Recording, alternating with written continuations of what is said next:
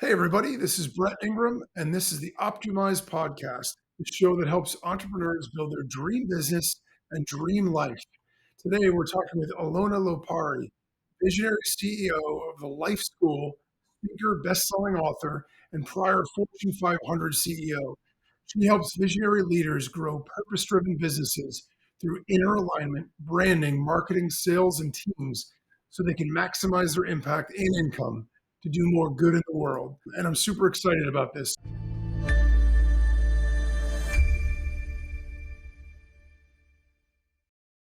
So, with that, welcome, Ilona, and thanks for joining Thank you us. so much for having me, Brad. It's a pleasure to be here. Awesome. So, I know you're going to be sharing with us some amazing tips, but I actually have to start off about your background because you have an inspiring personal story. So, I want to start with that. Can you share with us your story about where you come from and why you moved to the US? Yeah, so I guess let's go back to my origin story. I moved to the US when I was only 15. My parents, I was the oldest kid, and kind of just went through that journey early on. I saw a lot of struggle in my family. Obviously, my parents, didn't know the language, they have any connections, and all of that. So I grew up very fast. I got my first jobs very quickly because I had to contribute to the family. So I became, I guess, the third parent. I even registered my siblings to school, and I was like the person that paid all the bills and all of that. So early on, I think that Wow. our responsibility. I mean, obviously, I didn't think about it at that time that way. At that time, I was like, "Why me? Why do I have to, do all these things that um, I didn't like to do?" But I guess one of the things that I learned very early on was to be a good problem solver. So then something else that was instilled very early on when we came here was the American dream from my dad, especially get a good degree, get a good job, and then get married and live happily ever after. Pretty much that was my blueprint of life that I had to follow. And I did that without even questioning it because obviously I didn't know at the time. So I climbed the corporate ladder. I got my management degree in business and finance. And then I worked for a big corporation, Fortune 500 corporation, for 13 years. And I happened actually to be in a good place for many, many years because the corporation was in growth mode and they were looking for top talent, people that were coming in, doing, work, adding value, performance, and all of these different things. So I kept getting promoted every couple of years. I did HR marketing for them, sales, and then my latest role was C-suite executive until the company actually was bought by another company, and it actually was the culture changed into a very profit-driven culture, and I no longer saw a future. Roles were being eliminated. People were seeing like numbers. So at that point is kind of where I guess my challenge came into play, meaning, oh, okay, now this is all I know. What else am I going to do when I grow up? So that's kind of, the personal development journey that happened there for me. And then entrepreneurship showed up. By just simply just getting a mentor and just my practical husband, which was an entrepreneur for many years prior. He said, "Listen, you have a lot of skills and experience. Why don't you just try something on your own?" It's very That's very simple cool. and innocent, but also he planted the seeds in me, and that's kind of what I did through the journey of entrepreneurship. Started with executive coaching, did some career coaching, and then for the last couple of years I've been positioned more in the business space, helping companies scale and just pretty much packaging all my experience, helping companies scale their purpose and profits so they can do more good in the world and flip the equation, which was really what was my personal experience, where profits are going to be a byproduct when you put purpose first and you create a company that is conscious and also is a great environment for people to thrive, grow, and also be entrepreneurs under the bigger umbrella of of the company overall. That makes sense. There's a couple things I want to touch on that you mentioned. One is you mentioned early on learning how to solve problems. And I love that because I think in an entrepreneurial setting, it's one of the most important things we can learn to do. People want to fantasize about how you start a business and it goes here and it goes there and you live your dreams. But the reality of it is in the day to day, it's firefighting, it's problem solving, it's one thing after another, just trying to make things go in the right direction. So I think that was probably really instrumental in your development early on.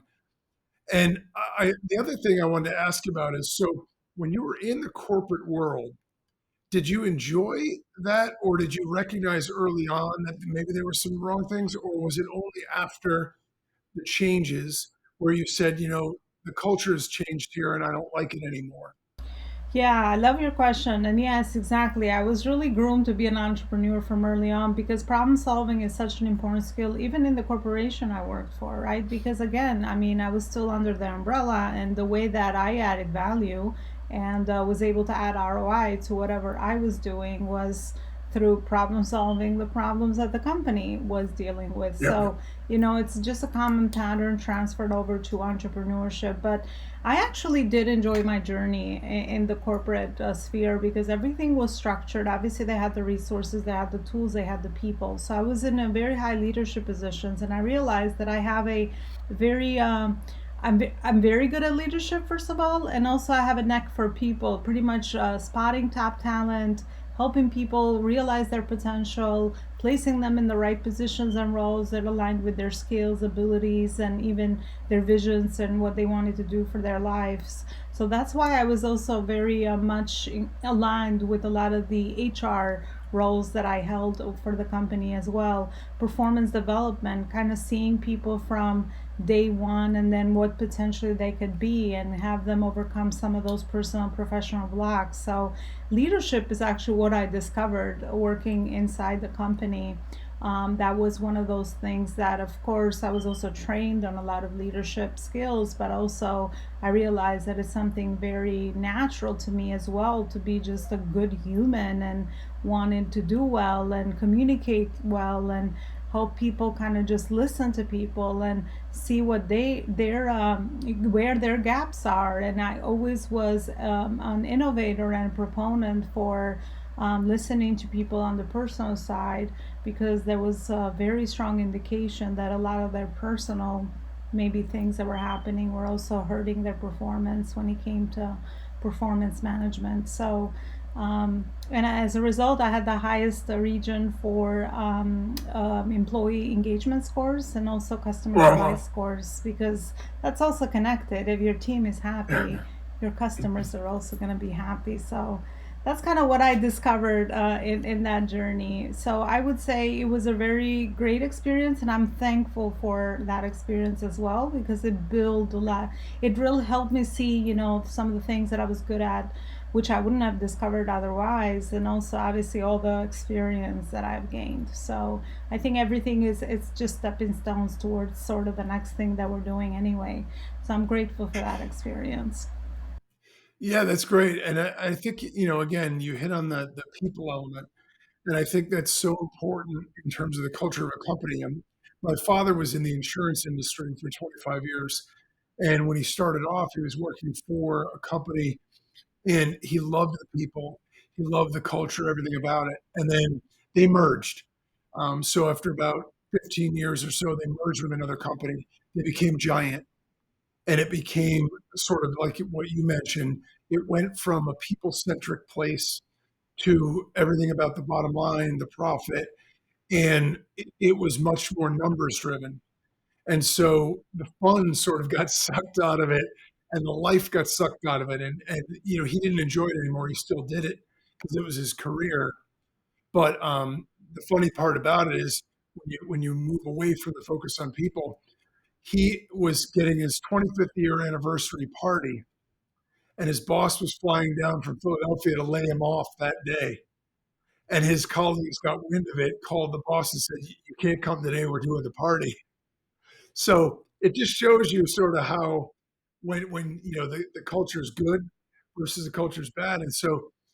And I think the thread there is the people, and so you hit on that, and I think that that's really really key. When people know that you care about them, they care a lot more about what they're doing for the company as well. So Yeah, um, yeah, I love your story. I've seen that that's actually one of the most important pieces in anything we do, right? Because we work harder for an environment that nurtures us, that values us, that can where there's growth, where we can contribute to something bigger than us, right? All these concepts that maybe, traditionally some companies have kind of just skipped or focus more on the other end. But at the end of the day, anywhere, if you like to scale anything or grow anything, right, from startup all the way to whatever phase and stage of growth that you're in, it's always going to be the people behind the company. Unless you just want to be a solopreneur and you're just you yourself and I, that's a different thing, conversation. But I say that you have a culture even with yourself, right? Because it's the way you show up. What are the values that drive you every day?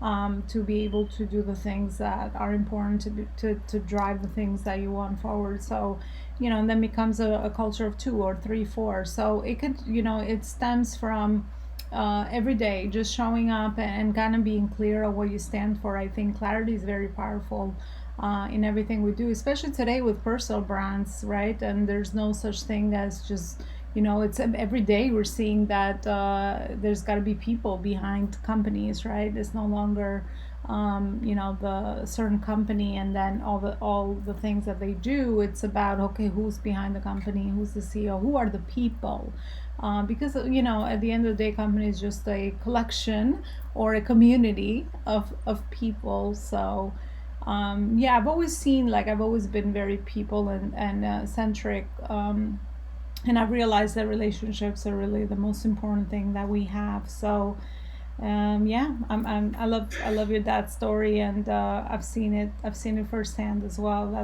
Those are very important pieces, and sometimes it's easy to skip or not invest in those areas. Yeah, I mean, I agree. I think if I have one regret about my own personal entrepreneurial journey is I started off as a solopreneur and I tried to do too much myself for too long. And it wasn't even that I couldn't do it. It's that you miss out on the richness of having those relationships. And when you invest in those relationships and you build a network, it just the whole journey is more fun. It's more rewarding. It's more fulfilling, and you can get shortcuts and answers to the tests a lot faster than trying to figure everything out yourself. And so, I think that is vitally important. And when you talk about personal branding, I think that seems to be the thing that the future is headed towards. So everybody wants to know, even when they deal with a bigger company, what are your values, what do you stand for, and like you said, who's behind all this? Because people care more about just buying a product or buying a service. They want to know what's going on behind the scenes there. So I think that's really kind of cool. So As branding, I think people nowadays, I mean, we're in mature markets, right? Unless you're a very new, industry like AI, which that's also yeah, like flying with its growth and development. But yeah, people want to align with brands and something that's beyond just the product or the service, especially if you're not service based. I mean, it's all about human relationships. Because I think product, okay, you could still get by with maybe hiding behind the product, because the product is what's, I guess, sells itself and it's easier to scale. But in the service space, it's all about value alignment. Consumers have lots of choices. Competition is there and all of that. So you don't want to be a commodity where you're then people are deciding based on price. And if you want people to yeah, decide based on value, then show your values and live them every day. yeah. You'll resonate the right people to you when you do that. So I know you talk about being purpose driven. So can you tell us what a purpose driven company is and why that matters? Yeah, I love this question. So it's really being clear around those three pieces that we talked about. What are your values? What is your vision? And what is your mission? And how do all those three things that we talked about align to contribution towards somebody else or service?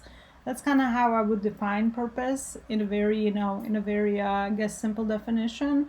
Because even in my personal life, I realized that that's actually what was lacking, which is why once you move beyond a certain material level, or once you have enough experience, or I guess maturity also comes into play, you realize that, wait, I mean, is my life meaningful to someone? Am I contributing? Am I creating impact towards somebody else's life?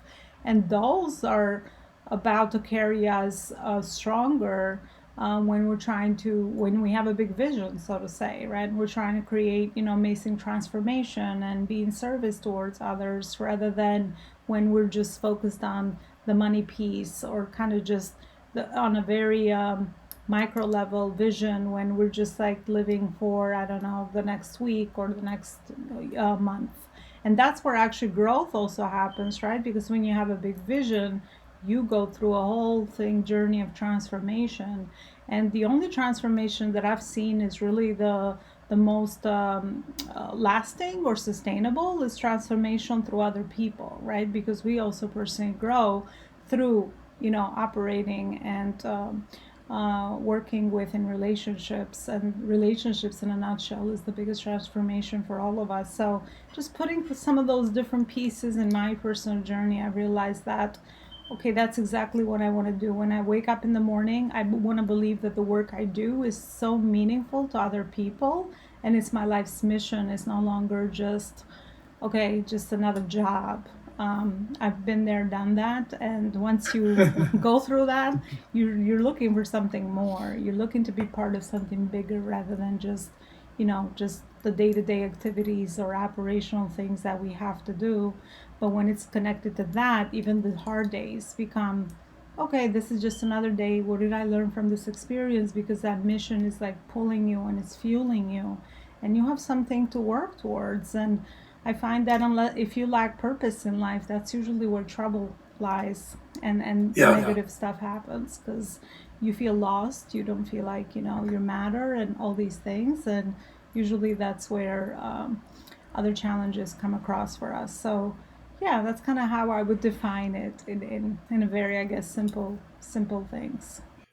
Very cool. Yeah, I know with the younger generation, a lot of people are less focused on the pure salary or the pure benefits or whatever, and they are interested in knowing the job I'm going to do, does this matter? Like, is there going to be value in this beyond just process? And so I think that that's really important, especially now. So, one of your concepts is the seven foundational pillars to building a purpose driven company. Can you tell us about that? Yeah, thank you for asking that. That's actually my latest book that I authored. So, one of the pillars is conscious leadership, which is all about raising your level of awareness as a leader, and going beyond just the material or maybe the results that we see on the outside. So that is one. The other one is, of course, a byproduct of a conscious leadership, which is a conscious culture, meaning how do we ensure that our culture is healthy, right? Just like environments, like we want a healthy individual from all aspects, physical, mental, and spiritual.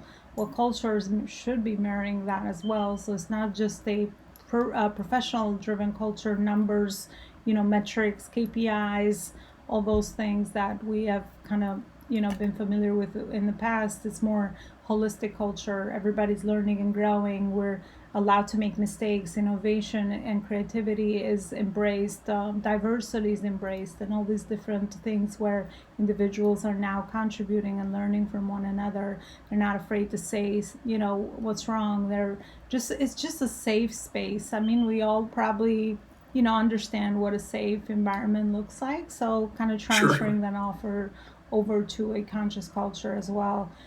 Purpose and profit alignment, that's another pillar that's important. Again, just flipping the equation, kind of what we've known. We've kind of all got used to the way to do business with profit. Also, personal life, with the material stuff, make money, make money, make money. But we didn't know that there's another way to be able to flip this equation. The other one is, again, innovation, creativity. I think it's a must in today's world, especially where we're going. But again, that comes with awareness. The more you work on yourself, the more you understand there's different ways to just remove a lot of your blocks and personal stuff that's holding you back. You will get to those higher levels of creativity and innovation and insights. Imagine if you could do that with your teams and your cultures. I mean, I'm like, whoa, talk about productivity. You'll be just killing it. And of course, with retaining top talent, just back to what we talked about, people. Um, Having the right people on board, ensuring that that environment is really nurturing them, and helping them grow and contribute. Trust me, you'll keep them for life if you'd like to. And that's kind of how, you get to the next level. Strategy and growth, again, balancing both of those. Nothing wrong with all concepts of traditional business building. We need that, but now we need to be able to marry that with kind of the new ways of growing a business, or even in the new ways of working, which is the other pillar. And then the last piece is like working with the end in mind. What is the positive legacy that you want to leave behind, right? What's the meaning behind the work you do, and thinking years ahead rather than just making a decision from today or tomorrow. And those are some of the pillars that I've seen are important in kind of building the right fundamentals so that your company is strong and it can thrive, and of course it can create amazing impact in the world, which is what purpose is all about. Yeah, I mean, I think that's really powerful. And, it's interesting because for some people, I think it takes a little rewiring to think that way and to approach business as opposed to your dollars and cents and all numbers. But I think it's vitally important, especially in today's day and age. So if we are a business leader, let's say that we have a company and we want to transform it into something that's, purpose driven, or say we're starting up a company and we want to make it purpose driven from the start. What are the foundational elements of that? Are there things that we can do as a leader, like individually ourselves, to make that happen? Yeah, I think it goes back to the right questions. So asking the right questions around why are we here? Why do we exist? What is the bigger impact that we're trying to create with our product or service? How does that affect or change? Hopefully, you're into changing your consumers or your clients or your customers' lives. What kind of multiplying effect does that actually have on society overall? And then does that all of that kind of align with the vision and the mission, and how you have your teams aligned, and how what are the right priorities that they're working towards? I would start there. Those are really good questions to be able to just connect the things that we're doing today with those, high level things. And then the other piece is, again, ensuring that in your operations you have implemented these things inside your culture, and they're just not things that we just talk about and they sound great and they're in these meetings, and then we forget about them, right? They're just, Put it on a poster. yeah, they're living, breathing thing. And then personally, for the for the leader, is always learning and growing. Not to operate out of ego. Work with some of the inner stuff that's kind of holding the leader back from kind of where they want to drive the company. And just be very smart around complementation. Surround yourself again with the right team around you, and create that environment where everybody is again aligned and everybody is open and honest, and they can contribute towards the company and create ownership. I think that's another piece, right? Make people feel like what they're doing is, accountability and ownership. It matters, and they have, say in what they're doing, and just create more leaders rather than just top to bottom, people that you have to just be like, you have to tell them what to do all the time. I mean, that's just micromanagement, right? So just create leaders, and just help people kind of just, think like leaders, and yeah, all of that will absolutely transfer into scale and transformation, and profits and bottom line, things that most companies want as well.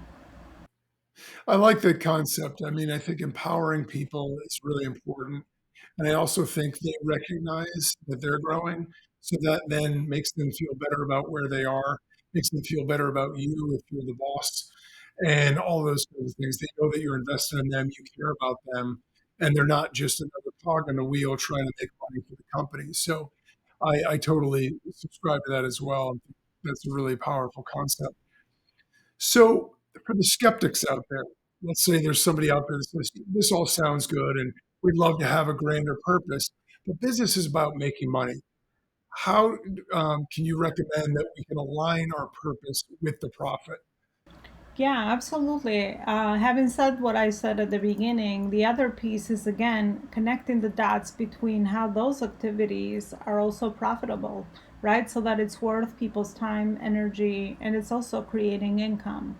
So that's the other missing piece, and I'm glad you asked. So now all those activities that I mentioned, some of those most important activities, how are they also adding value and creating an ROI of time back for the company and productivity and efficiency and all these things that companies want, but also the bottom line profits, and all of that. So yeah, again, once you have this piece, then you do need to align that with the second piece, which is your numbers, and how do these these things connect, and keep a good eye and make informed decisions around your numbers as well. Obviously, that's where strategy comes into play, and being intentional and making informed decisions, so that you can connect the first part, which seems more like, okay, that seems like to be just out there, it's not practical, to more of the practical operational stuff that we kind of maybe are used to when we are growing any company.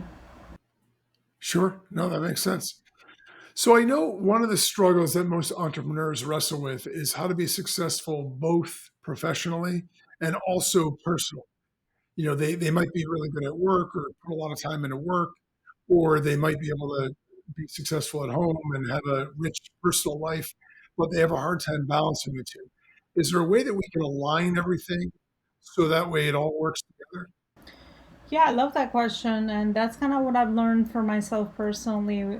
So it's so easy to just go with kind of the programming of what success looks like, and I've done that for the longest myself. I thought it was the amount of money I made, the status I had, or the American dream status that I had, that I should have had, or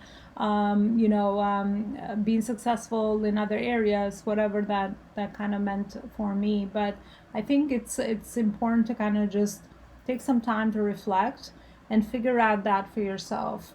And again, just like companies, humans should be doing this as well, right? Sit with yourself and figure out what's important to you.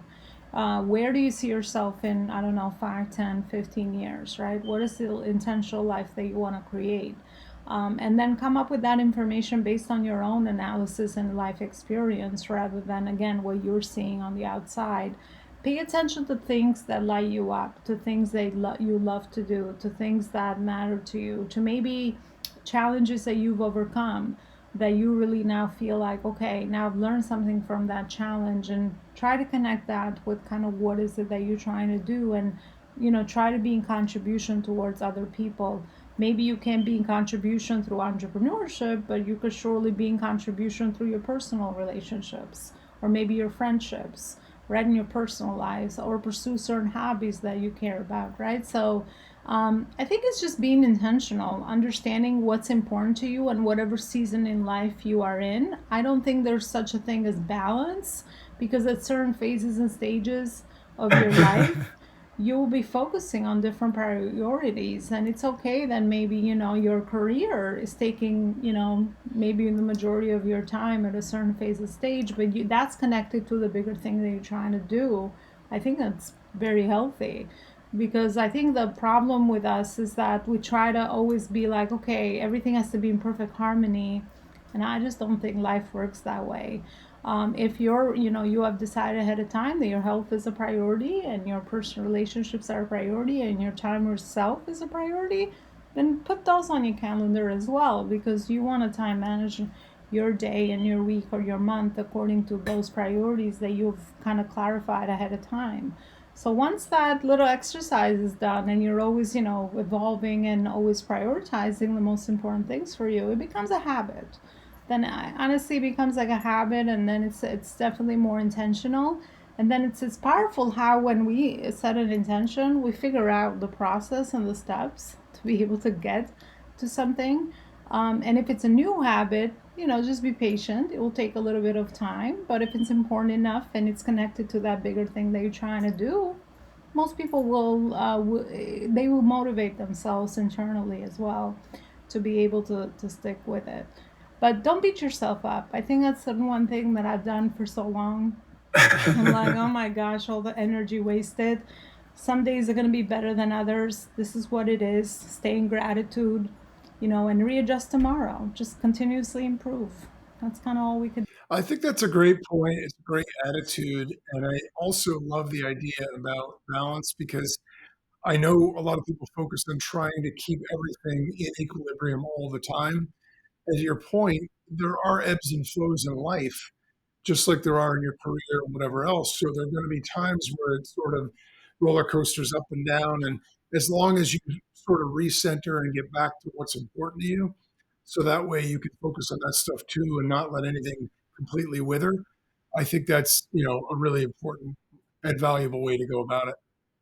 Yeah, just do better tomorrow. As humans, we always want to do better, right? And the more information we have, let all those little failures. I don't believe in that word, but whatever. If your day didn't go how you planned and perfectionism comes out, just tomorrow, like just take that information, improve something in tomorrow, and you'll see that. They always talk about success being really the product of just those incremental little tweaks that we make, every day, which seem like so not important, but again, because you're instilling that in your own skills and muscle memory and habits. So that's more important to me than kind of just having like a big win where I'm like, whoa, I achieved my goal or whatever that goal is.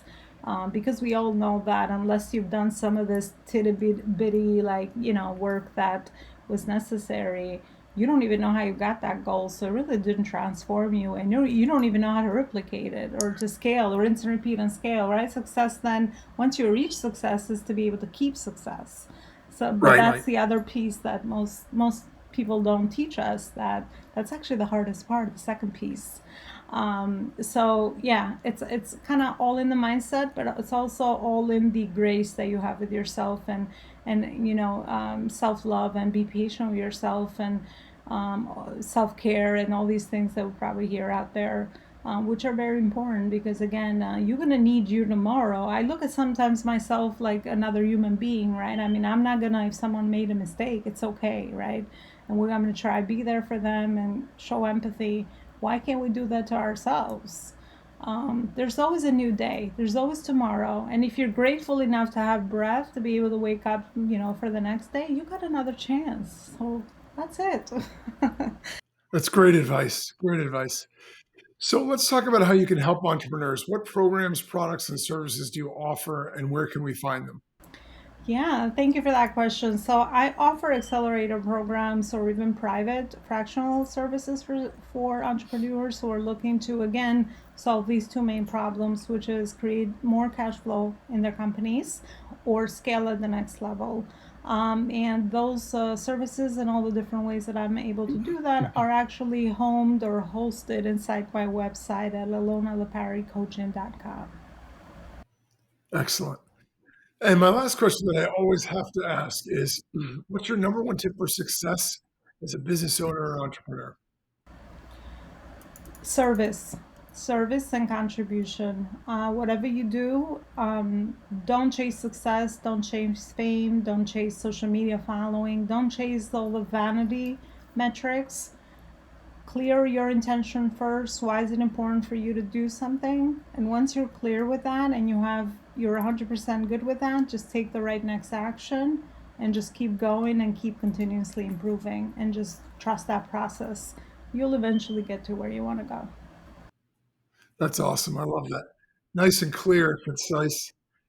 So, with that, it's just about time to wrap things up. I want to thank you again, Ilona, for sharing all of your insights and great tips with us. Visit Ilona Perio Coaching, Lopari Coaching. It's ELONALOPARI coaching.com to get a free marketing checklist, a free masterclass to building a legacy company, and a free ebook with the 50 purposeful questions toward your aligned potential. Thanks a lot for tuning in. And remember, no matter what you want in your business and your life, don't compromise, optimize.